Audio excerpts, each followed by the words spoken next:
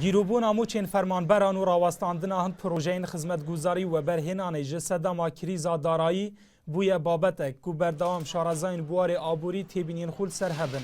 پترین صدمان جیوت گرینن بو سردری کرنه کان آبوریانه حکومت هرمی دگل داهات و خرجیان یا کو ولاتی جی بردوام دخازن دابین کرنامو چیوانی مهانه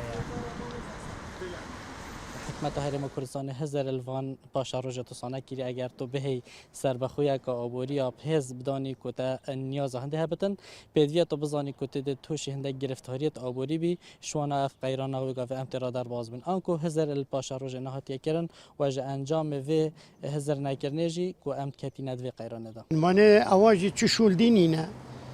خدا ندخوی دوامینه نه دکانه مثلا نه سیاره نه صنعتی دینینه بی فیوی راتبی بلکه کرداره جی بلکه خدا عیاله جی ومستحقه يعني راتبي توابدني وحقيوانه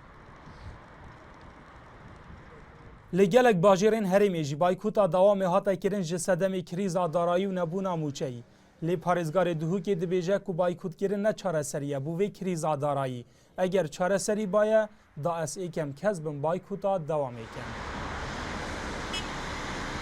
وەکو مافی هەر کەسێکیە خو پیشاندانێ بکات مانگرتن بیتن بایکوت بیتن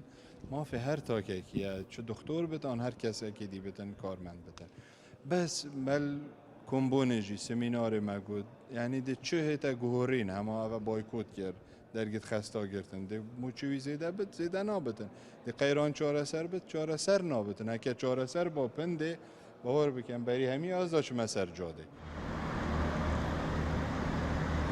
Krîza darayî gehişte wî radeyî kul gelek bajêrên Herêma Kurdistanê fermanber baykûta dewamê bikin. Ya ku berdewam aborînaz jî bi hez dikin ji bilî nizimbûna bihayê neftê di bazarên cîhanê da siyaseta neşefafa 24 salên hukûmraniyê bi sedem dizanin ji bo vê krîza darayî.